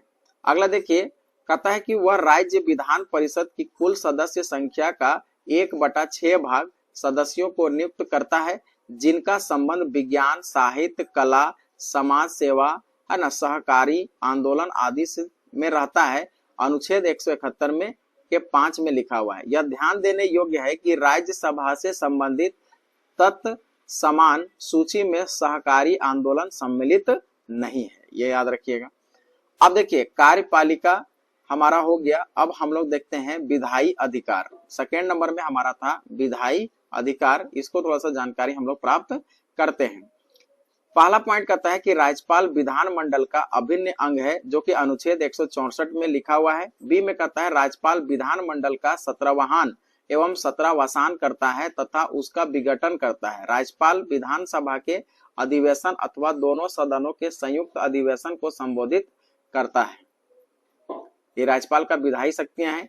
तीसरा कहता है कि इसका क्या शक्ति है, राज्य विधानसभा के किसी सदस्य पर अयोग्यता है ना, अयोग्यता का प्रश्न उत्पन्न होता है तो अयोग्यता संबंधी विवाद का निर्धारण राज्यपाल चुनाव आयोग से परामर्श करके करता है। जैसे मान लीजिए विधानसभा में कोई चुनाव लड़े और मान लीजिए उसका सर्टिफिकेट या फिर अयोग्यता घोषित कर दिया, योग्य नहीं पाया गया, जो भी हमारे एक विधानसभा विधायक के लिए योग्यताएं होती है, उसमें यदि किसी तरह का विवाद हो जाता है तो वैसे में राज्यपाल जो है चुनाव आयोग से परामर्श करके करता है कि उसको क्या करना है। आगे देखिए डी नंबर में विधायी शक्तियां क्या है, कहता है कि राज्य विधानमंडल द्वारा पारित विधेयक राज्यपाल के हस्ताक्षर के बाद ही अधिनियम बन जाता है। मतलब कोई भी राज्य विधानमंडल में कोई भी विधेयक पास होता है और राज्यपाल जब उस पर मोहर हस्ताक्षर कर देते हैं तो वो क्या बन जाता है, कानून बन जाता है, अधिनियम बन जाता है। तो देखिएगा ई नंबर में कहता है यदि विधानसभा में आंग्ल भारतीय समुदाय को पर्याप्त प्रतिनिधित्व नहीं प्राप्त है तो राज्यपाल उस समुदाय के एक व्यक्ति को विधानसभा का सदस्य मनोनीत कर सकता है, जो कि अनुच्छेद 333 में लिखा हुआ है। अब यहाँ पर ध्यान देने वाला है कि ये पॉइंट जो है अब हमारा है ना इंपॉर्टेंट नहीं रहेगा, क्योंकि देखिए अभी जो है कि आंग्ल इंडियन का जो सिस्टम था वो पूरी तरह से बंद कर दिया गया है और हमारा अभी विधानसभा सीट पहले 81+1 था, ये एक सीट हमारा आंग्ल इंडियन का था तो वो खत्म हो चुका है और अभी हमारे पास 81 सीट ही है ना टोटल निर्वाचित सदस्य होते हैं। नोट में देखेंगे जम्मू कश्मीर विधानसभा में 2 महिलाओं को प्रदेश का उपराज्यपाल नामजद करता है। देखिए जम्मू कश्मीर विधानसभा में 2 महिलाओं को प्रदेश का उपराज्यपाल नामजद करता है। आगे पॉइंट हमारा एफ का क्या है कि जब विधानमंडल का सत्र नहीं चल रहा हो तो राज्यपाल को ऐसा लगे कि तत्काल कार्यवाही की आवश्यकता है तो वह अध्यादेश जारी कर सकता है, जिसे वही स्थान प्राप्त है जो विधानमंडल द्वारा पारित किसी अधिनियम का है। ऐसे अध्यादेश 6 सप्ताह के भीतर विधानमंडल द्वारा स्वीकृति होना आवश्यक है। यदि विधानमंडल 6 सप्ताह के भीतर उसे अपनी स्वीकृति नहीं देता है तो उस अध्यादेश की वैधता समाप्त हो जाती है, जो कि अनुच्छेद 213 में मेंशन है। आगे देखिए कहता है कि राज्यपाल यानी कि जी नंबर विधायी शक्तियां में कहता है कि राज्यपाल धन विधेयक के अतिरिक्त किसी विधेयक को पुनः विचार के लिए राज्य विधानमंडल के पास भेज सकता है, केवल धन विधेयक को छोड़ के, परंतु राज्य विधानमंडल द्वारा इसे दोबारा पारित किए जाने पर वह उस पर अपनी सहमति देने के लिए बाध्य होता है। मतलब एक बार आप क्या कर सकते हैं कि कोई भी है ना बिल को वापस कर सकते हैं, वो कौन धन विधेयक के अतिरिक्त, धन विधेयक को छोड़ के बाद बाकी जो भी हमारा है कानून बनाने का होता है, तो वैसे में वो बिल जो है वो राज्यपाल एक बार वापस कर सकता है और एक बार वापस पुनः विचार करने के लिए भेज देगा और यदि वो फिर दोबारा आता है तो उसके लिए है ना दूसरा बार वो बाध्य हो जाता है, या तो आप साइन करें यानी कि उस पर हस्ताक्षर करें या फिर ना करें, है ना, वो डिपेंड करेगा राज्यपाल पर। तो राष्ट्रपति के लिए आरक्षित विधेयक जब राष्ट्रपति के निर्देश पर राज्यपाल पुनर्विचार के लिए विधानमंडल को लौटा देता है तो ऐसे लौटाए जाने पर विधानमंडल 6 मास के भीतर उस विधेयक पर पुनर्विचार करेगा और यदि उसे पुनः पारित किया जाता है तो विधेयक राष्ट्रपति को पुनः प्रस्तुत किया जाएगा, किंतु इस पर भी राष्ट्रपति के लिए अनुमति देना अनिवार्य नहीं है, जो कि अनुच्छेद 201 में लिखा हुआ है। देखिए अब आगे कहता है कि एच में राज्यपाल किसी विधेयक को राष्ट्रपति के विचार के लिए आरक्षित रख सकता है और यह आरक्षित विधेयक तभी प्रभावी होगा जब राष्ट्रपति उसे अनुमति प्रदान कर दे। अब देखिए कोई भी चीज आप विधेयक जो है ना राज्यपाल के पास लेके गए और राज्यपाल को लगता है कि अभी इस बिल को पास करना नहीं है, तो वैसे क्या करेंगे कि राज्यपाल उसको सुरक्षित रख लेंगे और राज्यपाल को राष्ट्रपति के लिए विधेयक आरक्षित करना उस समय अनिवार्य है जब विधेयक उच्च न्यायालय के शक्तियों का अल्पीकरण करता है, जिससे यदि विधेयक विधि बन जाएगा तो उच्च न्यायालय की संवैधानिक स्थिति को खतरा होगा। वैसे स्थिति में क्या होगा कि राज्यपाल जो है उस बिल को वापस नहीं करेगा और अपने पास सुरक्षित रख लेगा। अब देखिए वित्तीय अधिकार यानी राज्यपाल का वित्तीय अधिकार क्या है, तो पहला कहता है कि राज्यपाल प्रत्येक वित्तीय वर्ष में वित्त मंत्री को विधानमंडल सम्मुख वार्षिक वित्तीय विवरण प्रस्तुत करने के लिए कहता है, यानी कि बजट है ना, बजट पास करने के लिए कहता है। तो बजट सेशन में क्या होगा कि वित्त मंत्री जो है अपना बजट है ना किनके समक्ष रखेंगे, राज्यपाल के समक्ष। बी नंबर में कहता है कि विधानसभा में धन विधेयक राज्यपाल की पूर्व अनुमति से ही पेश किया जाता है और सी कहता है कि राज्यपाल की संस्तुति के बिना अनुदान किसी भी मांग को विधानमंडल के सम्मुख नहीं रखा जा सकता है। डी नंबर में देखिएगा क्या कहता है कि ऐसा कोई विधेयक जो राज्य की संचित निधि से खर्च निकालने की व्यवस्था करता हो उस पर है ना उस समय तक विधानमंडल द्वारा पारित नहीं किया जा सकता जब तक राज्यपाल इसकी संस्तुति है ना नहीं कर दे। अब नोट में यहाँ दिया है राज्य वित्त आयोग किसी राज्य के राज्यपाल को उस विशेष राज्य का पंचायतों द्वारा विनियोजित हो सकने वाले करों और शुल्कों को निर्धारण के सिद्धांतों के विषय में संस्तुति करता है। अब देखिए चौथे नंबर पर है न्यायिक अधिकार। अब राज्यपाल का न्यायिक अधिकार क्या है? न्याय देने का। तो राज्यपाल किसी दंड को क्षमा है ना उस प्रविलंबन विराम या परिहार कर सकता है। जैसे देखिए अब कोई सुप्रीम कोर्ट में किसी को है ना सजा मिल गई है मौत का, तो क्षमा दान करने का अधिकार राष्ट्रपति के होता है। इसी तरह हाईकोर्ट में यदि किसी को है ना मृत्यु दंड या फिर कठोर दंड मिला है, तो उस स्थिति में राज्यपाल किसी को दंड क्षमा करने का अधिकार रखता है। मतलब आप राज्यपाल के पास प्रतिवेदन देंगे और उनको लगेगा कि हाँ वाकई में आप है ना यानी उच्च न्यायालय के द्वारा किसी तरह का है ना गलत फैसला लिया गया है, तो उस स्थिति में क्या होगा कि राज्यपाल जो है ना क्षमादान या प्रतिविलंबन विराम या परिहार कर सकता है। किसी दंडादेश का निलंबन, परिहार या लघुकरण कर सकेगा। यह ऐसे व्यक्ति के संबंध में होगा जिसे ऐसी विधि के अधीन अपराध के लिए सिद्धो दोष ठहराया गया जिसके संबंध में राज्य की कार्यपालिका शक्ति का विस्तार है। तो ये सबको माफ नहीं करेगा भाई, कुछ यहाँ पर विशेष दिया गया है कि सिद्धो ठहराया गया है जिसके संबंध में राज्य की कार्यपालिका शक्ति का विस्तार है, अनुच्छेद 161 में लिखा हुआ है।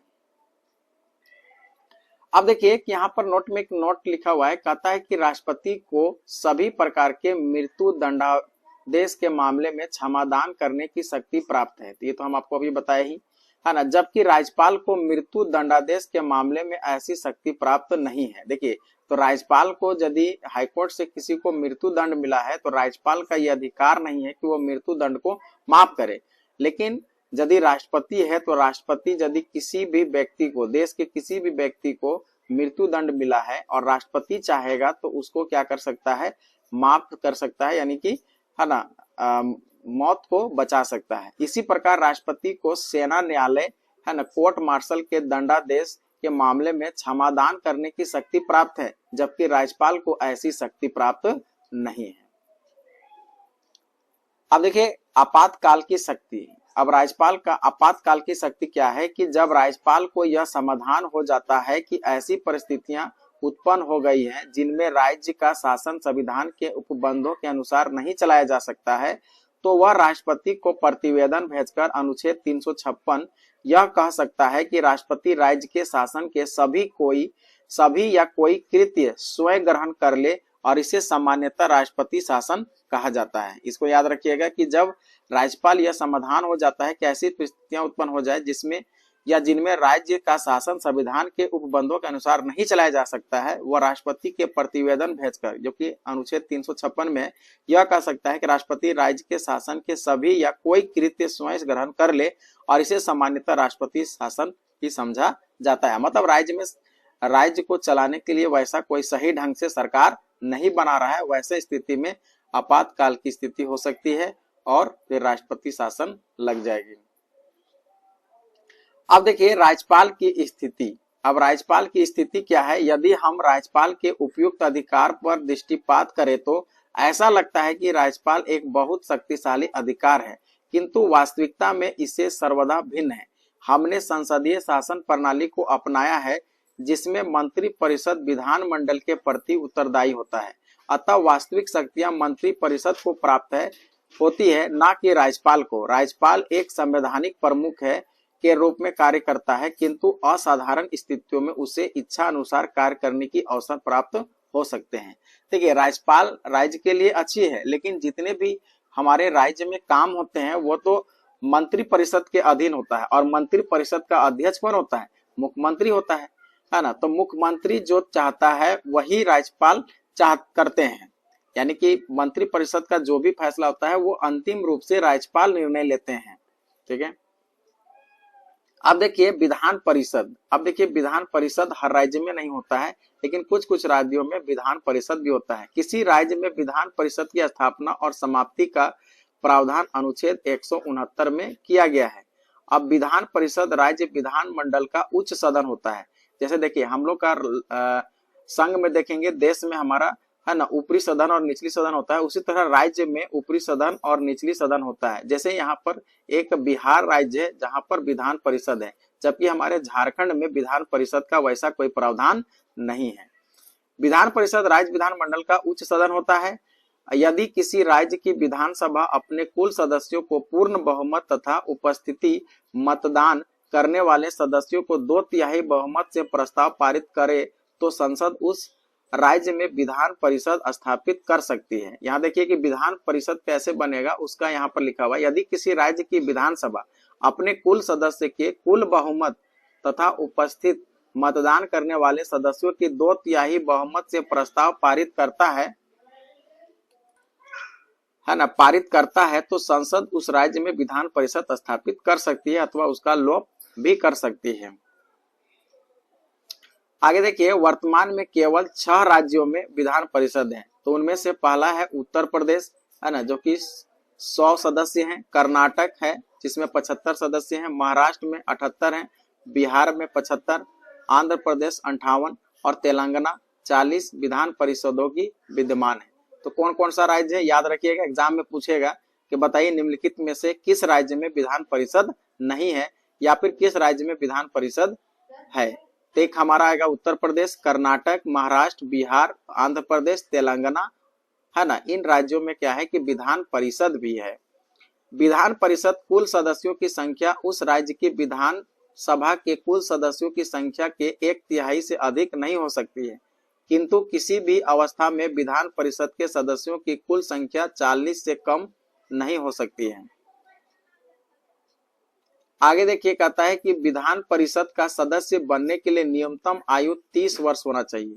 अब देखिए, विधानसभा में विधायक बनने के लिए आपका 25 साल होना चाहिए, ठीक है।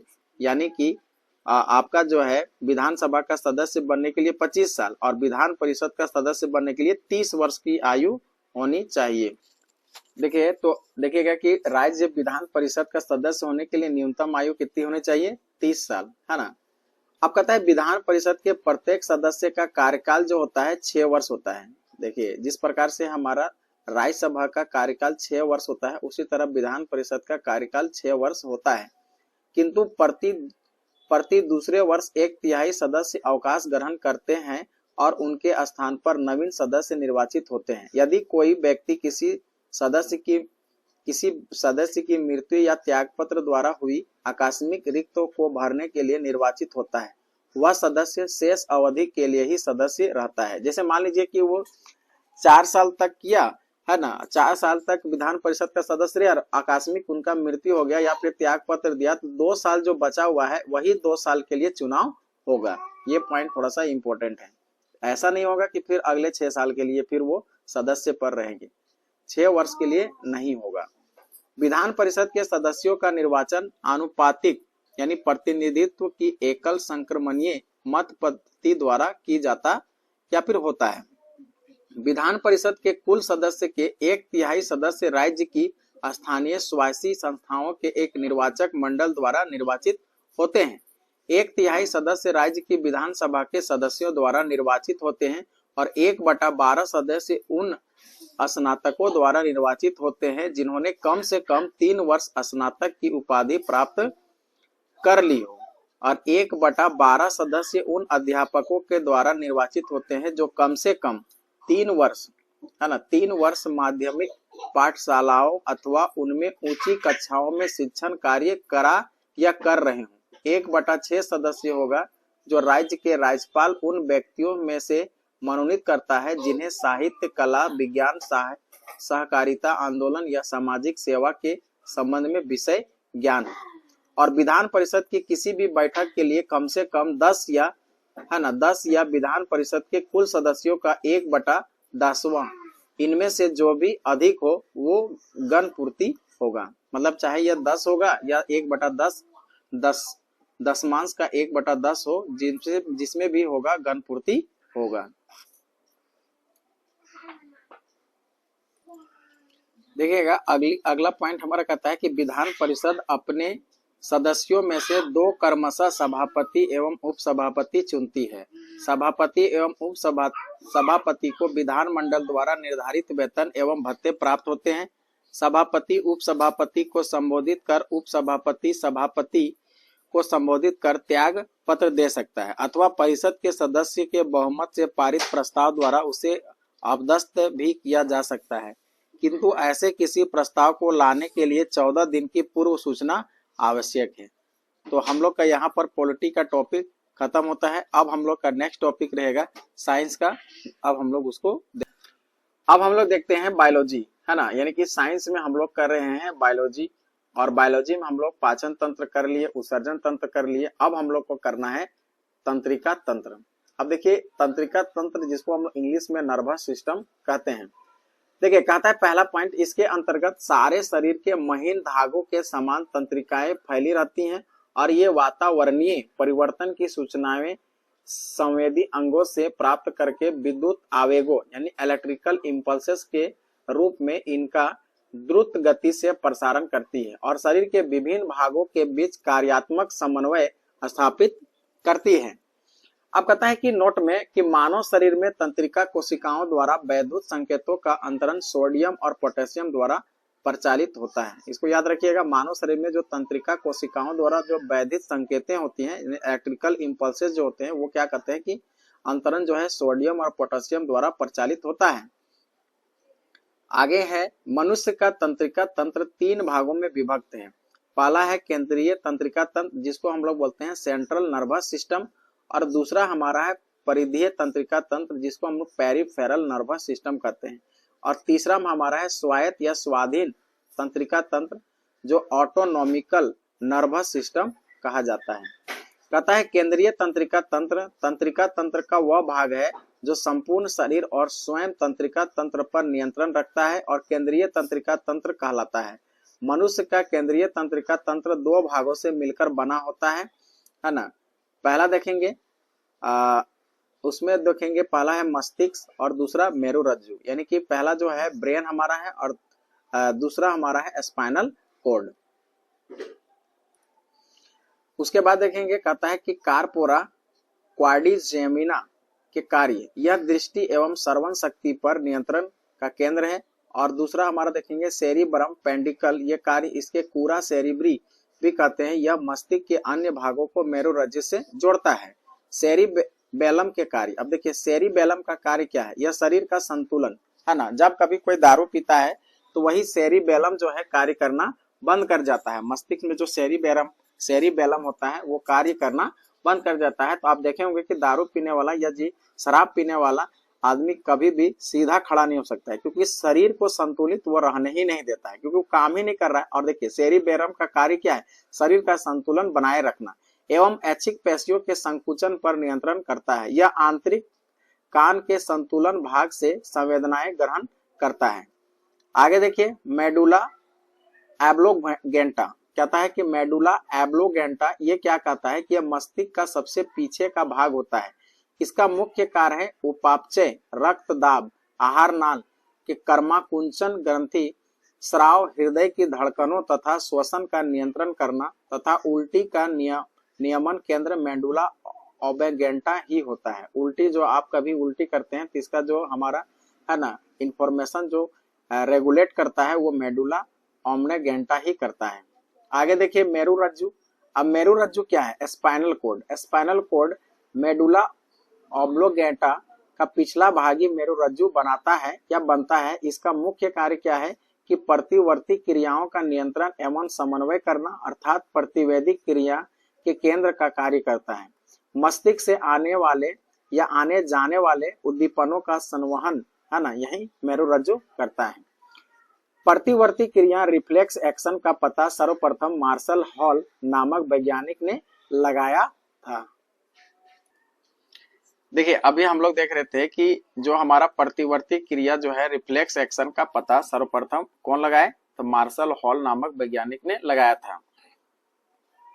अब देखिए सेकेंड नंबर कहता है कि परिधीय तंत्रिका तंत्र। परिधीय तंत्रिका तंत्र मस्तिष्क एवं मेरुरज्जु से निकलने वाली तंत्रिकाओं का बना होता है। इन्हें क्रमशः कपाल या फिर कैरेनियल एवं मेरुरज्जु स्पाइनल तंत्रिका कहते हैं। मनुष्य में 12 जोड़ी कपाल तंत्रिकाएं होती हैं और 31 जोड़ी मेरुरज्जु तंत्रिकाएं पाई जाती हैं। ये इंपॉर्टेंट पॉइंट है, एग्जाम में पूछने लायक है। कहता है न्यूरॉन तंत्रिका उत्तक की इकाई को न्यूरॉन या फिर तंत्रिका कोशिका कहते हैं। अब देखिए कहता है कि मस्तिष्क यानी कि ब्रेन। मनुष्य का मस्तिष्क अस्थियों के खोल क्रेनियम से में बंद रहता है जो इसे बाहरी आघातों से बचाता है। यानी कि जो देखिए मस्तिष्क जो होता है वो किसके अंदर होता है, क्रेनियम में बंद रहता है। मनुष्य के मस्तिष्क का वजन 1400 ग्राम होता है ना। और सेरिब्रम का कार्य क्या है, यह मस्तिष्क का सबसे विकसित भाग है। यह बुद्धिमत्ता, स्मृति, इच्छा शक्ति है ना, ऐच्छिक गतियों, ज्ञान, वाणी एवं चिंतन का केंद्र है। ज्ञान इंद्रियों से प्राप्त प्रेरणाओं का उसमें विश्लेषण एवं समन्वय होता है। आगे कहता है कि थैलमस के कार्य, यह दर्द, ठंडा, गर्म पहचानने का कार्य करता है। यानी कि थैलमस से हमें क्या पता चलेगा कि जब किसी को दर्द है ना या ठंडा लग जाना, गर्म लग जाना, तो ये पूरा कौन काम करेगा, थैलमस होगा। अब कहता है कि हाइपोथैलेमस का कार्य क्या है, यह संचरण है ना, यह संचरण संयोगात्मक क्रियाओं को नियंत्रित करता है। यह अंतःस्रावी ग्रंथियों से स्रावित होने वाले हार्मोन्स का नियंत्रण करता है। फिर कहता है पोस्टीरियर पिट्यूटरी ग्लैंड, जिसको हम लोग पिट्यूटरी ग्लैंड कहते हैं, ये क्या कहता है, इससे स्रावित होता है होने वाले हार्मोन्स इसमें स्रावित होते हैं। और यह भूख, प्यास, ताप नियंत्रण, प्यार, घृणा आदि के केंद्र होते हैं। रक्त दाब है ना, ब्लड प्रेशर, जल के उपापचयन, पसीना, गुस्सा, खुशी आदि इसी से नियंत्रित होते हैं। भाई देख लीजिए, याद रखिएगा, हाइपोथैलेमस यानी कि जो भी आपका है ना पसीना आता है, गुस्सा आता है, तो वो नियंत्रित कौन करता है, हाइपोथैलेमस कार्य करता है। ठीक है ना। तो ये अच्छी बात है कि आप यहाँ पर देखिएगा पिट्यूटरी ग्लैंड से एक पिट्यूटरी हार्मोन्स यानी कि ग्रोथ हार्मोन जो है सिक्रेशन होता है। किसी का हाइट इसी पर निर्भर करता है पिट्यूटरी ग्लैंड से। यदि पिट्यूटरी ग्लैंड से हार्मोन्स का सिक्रेशन बंद हो जाएगा तो उसका हाइट थोड़ा सा कम हो जाएगा, और हार्मोन्स का निकलना है ना बरकरार रहेगा तो फिर वो लंबापन बीमारी से ग्रसित हो जाएगा। देखिए यार, यहाँ पर मस्तिष्क का कुछ पार्ट जो है यहाँ पर विभाजित किया गया है। तो सबसे पहले देखिए कि हमारा 3 पार्ट बताया गया है, अग्र मस्तिष्क है ना, मध्य मस्तिष्क और पश्चिम मस्तिष्क। फिर अग्र मस्तिष्क जो है 2 तरह से बांटा हुआ है, कहता है सेरिब्रम है ना, और एक है डायएनीफेलोन। और मध्य मस्तिष्क में हमारा है ना कार्पोरा कार्डी जेमिना और सेरिब्रम पेंडिकल। फिर कहता है पश्चिम मस्तिष्क में सेरिबलम और होता है मेडुला ऑब्लिगेटा। अब देखिएगा कि यहाँ पर डायएनसिफेलॉन जो है थैलमस और हाइपोथैलेमस में बांटा हुआ रहता है। अब देखिए यहाँ पर नोट में लिखा है कि ईईजी है ना का प्रयोग मस्तिष्क के कार्य का पता लगाने के लिए किया जाता है, जिसका फुल फॉर्म देखेंगे तो कहता है एल्क्रोसेफनोग्राफी, सेफेलोग्राफी, एक ही साथ लिखा हुआ है। आगे देखिए कहता है कि नॉर एड्रिनल नामक रासायनिक जो है द्रव्य है, जो क्या कहता है न्यूरोट्रांसमीटर पदार्थ है। तीसरा नंबर कहता है कि स्वायत्त तंत्रिका तंत्र। स्वायत्त तंत्रिका तंत्र क्या कहता है कि कुछ मस्तिष्क एवं कुछ मेरुरज्जु तंत्रिकाओं का बना होता है। यह शरीर के सभी आंतरिक अंगों एवं रक्त वाहिनियों को तंत्रिकाओं के आपूर्ति करता है। स्वायत्त तंत्रिका तंत्र की अवधारणा को सबसे पहले लैंगली ने 1921 ईस्वी में प्रस्तुत किया। और स्वायत्त तंत्रिका तंत्र के 2 भाग होते हैं, पहला अनुकंपी तंत्रिका तंत्र और दूसरा प्रानुकंपी तंत्रिका तंत्र। अब अनुकंपी तंत्र के कार्य क्या हैं? यह त्वचा के उपस्थित रुधिर वाहिनियों को संकीर्ण करना, और दूसरा कहता है इसकी क्रिया के बाल खड़े हो जाते हैं। इसकी क्रिया से क्या होता है कि बाल खड़े हो जाते हैं। फिर तीसरा कहता है कि यह लार ग्रंथियों के स्राव को कम कर देता है। चौथे नंबर पर कहता है कि यह हृदय स्पंदन को तेज करता है। मतलब हृदय स्पंदन करने मतलब हार्ट बीट को बढ़ाता है, जिसको हम लोग हार्ट अटैक के भी नाम से जानते हैं। यह श्वेत ग्रंथियों के स्वाद को प्रारंभ करता है। यह आंख की पुतली को फैलाता है। यह मूत्राशय की पेशियों को विमोचन करता है। यह आंत्र में कर्माकुंचन गति को कम करता है। आगे कहता है कि यह आंत्र में कर्माकुंचन की गति कम करता है। 9वां नंबर में कहता है इसके द्वारा श्वसन दर तीव्र हो जाता है। यह रक्त दाब को बढ़ाता है। फिर कहता है यह रुधिर में शर्करा के स्तर को बढ़ाता है। फिर कहता है रुधिर में लाल रुधिर कणिकाओं की संख्या में वृद्धि करता है। यह रक्त के थक्का बनने का मदद करता है। इसके सामूहिक प्रभाव से भय, पीड़ा, क्रोध का प्रभाव पड़ता है। प्राकंपित तंत्र के कार्य, इस तंत्र का कार्य जो होता है सामान्यतः अनुकंपित तंत्र के कार्य के विपरीत होता है। मतलब यहाँ पर देखिए जो अनुकंपी हम लोग जो पढ़े जितना भी, इसका जस्ट अपोजिट होता है प्रानुकंपी तंत्र। देखिए तो इनका प्रानुकंपी तंत्र के कार्य क्या है? यह रुधिर वाहिनियों की गुहा को चौड़ा करता है, किंतु कोरोनरी रुधिर वाहिनियों को छोड़कर, है ना। दूसरा कहता है यह लार के स्राव में तथा अन्य पाचक रसों में वृद्धि करता है। यह नेत्र की पुतली का संकुचन करता है। फिर चौथा कहता है यह मूत्राशय की अन्य पेशियों में संकुचन उत्पन्न करता है। फिर पांचवा कहता है यह आंतरीय भित्ति में संकुचन एवं गति उत्पन्न करता है। छठा नंबर कहता है यह तंत्रिका तंत्र का प्रभाव सामूहिक रूप से आराम एवं सुख की स्थितियां उत्पन्न करता है ना। अब हम लोग यहाँ हम लोग का बायोलॉजी जो है समाप्त हो जाता है, तो हम लोग तंत्रिका तंत्र के बारे में, है ना, पढ़ लिए। अब देखिए हम लोग देखेंगे करंट अफेयर। तो करंट अफेयर आज का हम लोग का करंट अफेयर है, ऐसे हम लोग कर रहे हैं कि 2024-2025 करंट अफेयर वार्षिकांक कर रहे हैं, ठीक है ना, जो कि जुलाई तक का हमारा कवर किया हुआ है। तो हम लोग का आज का है हमारा अंतर्राष्ट्रीय संस्थान संगठन एक दृष्टि में। अंतर्राष्ट्रीय संस्थान और संगठन है, उसके बारे में हम लोग देखेंगे। तो सबसे पहले देखिए कि अंतर्राष्ट्रीय श्रम संगठन ILO जो कि स्थापना कब हुआ है? 1919 में। इसका मुख्यालय कहाँ है? जिनेवा में। और मुख्य अध्यक्ष अभी महासचिव चाहे या फिर कौन है? महा गिलबर्ट हैंगबो। फिर कहता है सदस्य की संख्या कितनी होती है? 187। और 187वां सदस्य है टोंगा। कौन है? टोंगा। अगला हमारा कहता है इंटरपोल। इंटरपोल जो है इसकी स्थापना 1923 में हुई है, जिसकी मुख्यालय कहाँ पर है? लियोन्स, जो कि फ्रांस है। और इसका मुख्य अध्यक्ष कौन है? महा जुनेंग स्टॉक। इसकी सदस्य 194 होती है और 194वां सदस्य हमारा है किरीबाती, ठीक है।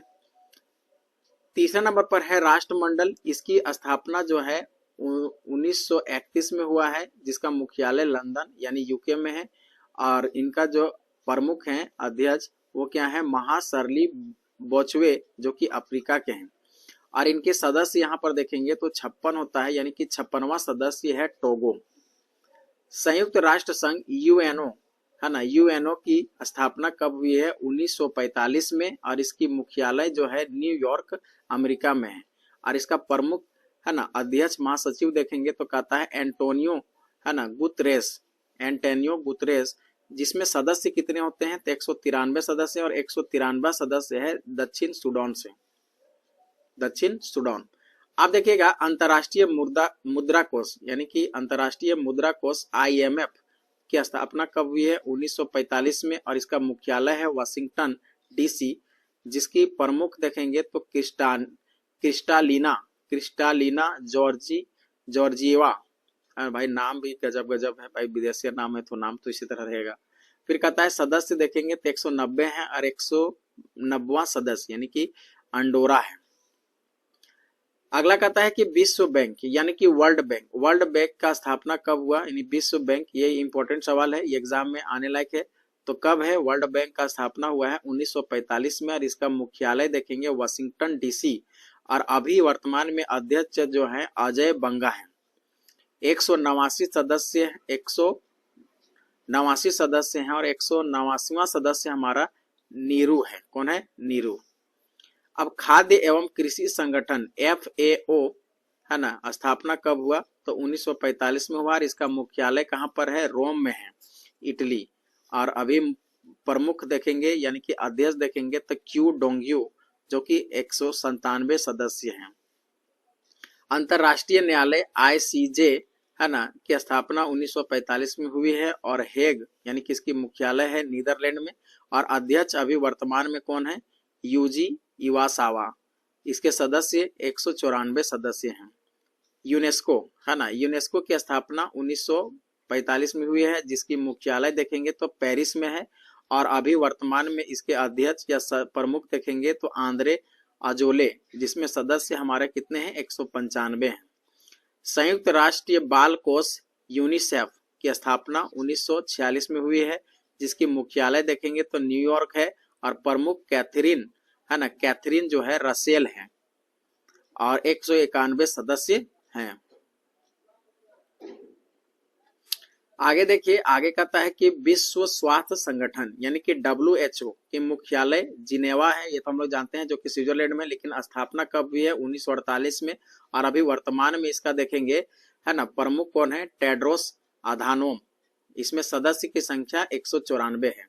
आर्थिक सहयोग एवं विकास संगठन, है ना, OECD की स्थापना 1961 में हुई है और इसकी मुख्यालय पेरिस में है, फ्रांस में। और महासचिव देखेंगे तो माथियास, है ना, माथियास कॉरमन।